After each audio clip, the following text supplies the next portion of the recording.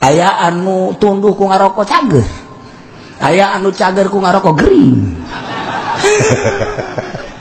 Artina sing ada kiai mah ulah sok aju ngaharam-haramkeun barang nu lain haram. Sebab naon? Al hukmu yaduru ba'ilatihi wujudan wa adam. Mata wujidatil ilat wujidal man. Wa matan tafat intafat. Ge, naon elatna? Oh, elatna teh natni ai elatna teh bacin. Ieu teh elatna teh bisa tah henteu. Sok. Oh, udag-udagan, mantekan, munazorohan. Ulah sok wani-wani ngaharamkeun. Cenah ieu aya dina kitab tasawuf, lain deui kitab tasawuf jeung fikih. Dek hukuman haram fikih apa ngeuk hukuman make ahli tasawuf. Ayo, ai ahli tasawuf mah hiji doang nya nama min husni islamil mar'i. Nah eta bae. Tar kumaha yani? Tidak sawarena bagus. Husni islamil mar'i. Islamna seseorang ninggalkeun perkara anu henteu berfaedah. Atuh lain rokok baik, kancing jas ge di dieu paedahan haram goblok. Kancing jas di naon manfaat eta sia.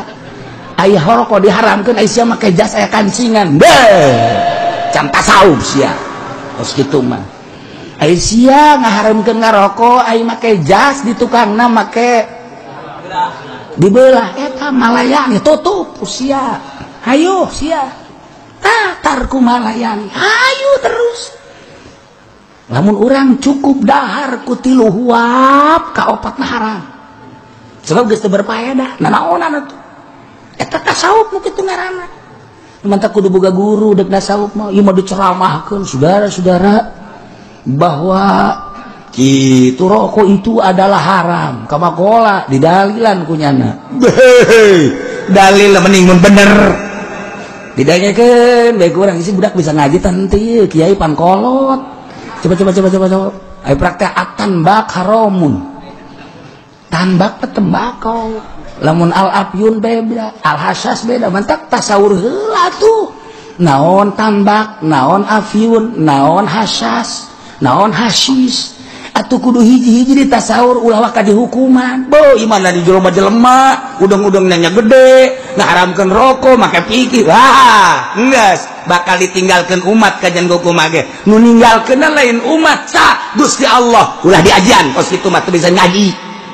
nang sa nang Allah sebabna sembarangan ji atuh hukum nu makruh-makruhkeun bae adapun urusan anak kaditu macam-macam teh lain deui aslina haram-haram aslina makruh-makruh urang teu bae deuleu bae di kitab-kitab jaroko mah tambak teh geus ditasawur ku ulama eta teh teu ngamabokeun ngan sakaran nganatnukeun geus jatuh hukum kana makruh kuari diharamkeun rempag sia kajeun hukuman rempag sia kajeun hukuman deh parangsana ulah sok babawa heulanan urang bae tukang ngaji ka babawa ku pamarentah teh ulah nyana diharamkan korupsi embung nyana diharamkan sogok menyogok embung ay urang di bawah kita ngaharamkan rokok heula dah dasarna bae cenah kiai mah beuki atuh aing mah nya beuki nya hukum ya atuh naon deui atuh abe dibere aing rokok ku gudang garam habek sakalian ya tuh sia mah hayang dibere bae meureun lain kitu ulah sambarangan ngahukuman ulah sembarangan tetep bae pertahankeun urang teu bisa nasaur jeung nyieun hukum mantak naon neuleuan di Fawaidul Makkiyah aya di kitab-kitab tasawuf aya asal bisa bae urang di kitab-kitab fikih nu lain aya oh ieu haram so teh min babi tasawuf atuh jang pribadi ieu mah haram di bidang ieu kieu elatna oh lain deui ieu mah teu sumarambah oh ieu mah haram oh ieu mah makruh fikih karak meneran tah jadi itu menang sambarangan urang lamun teu bisa maning nuturkeun kitabna bae nu bisa patokan urang patulwin Faidul Makkiyah dan lain sebagainya teu kudu nyieun hukum-hukum sorangan tungtungna ku ari nu ngaharam-haramkeun rokok ditaringgalkeun santri jeung umat nang sa nang Allah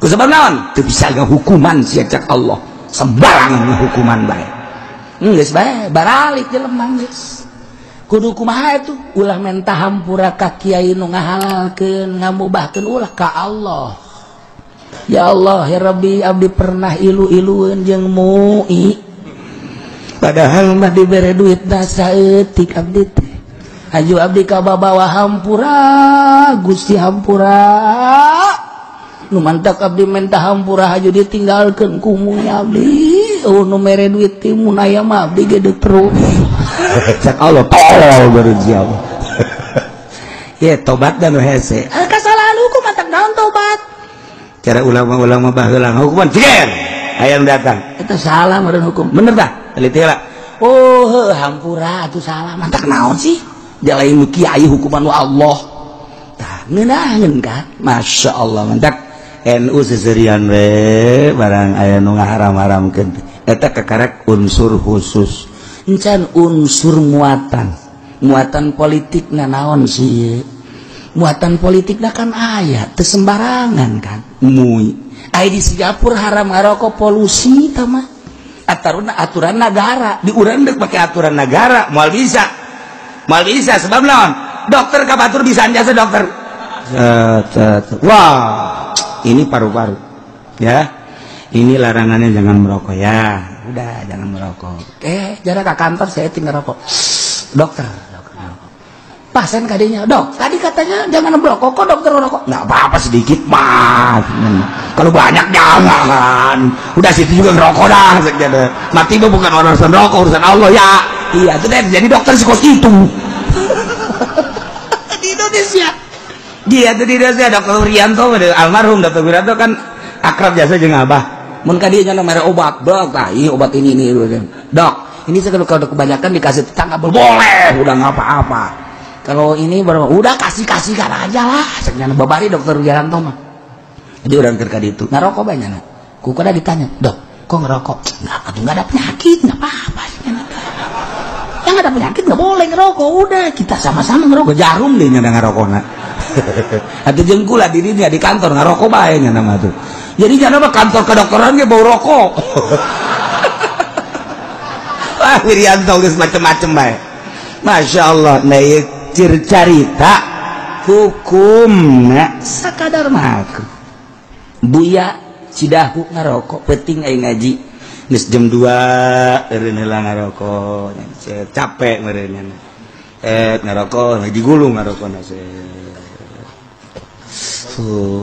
ngarokok giliran da urang ngarokok ulang ngarokok sia nyana ngarokok aya urang teu meunang apa aing mah capek sih mah henteu jadi pareuman nyana urang mah teu meunang urang teu meunang ngadengekeun nyana ngarokok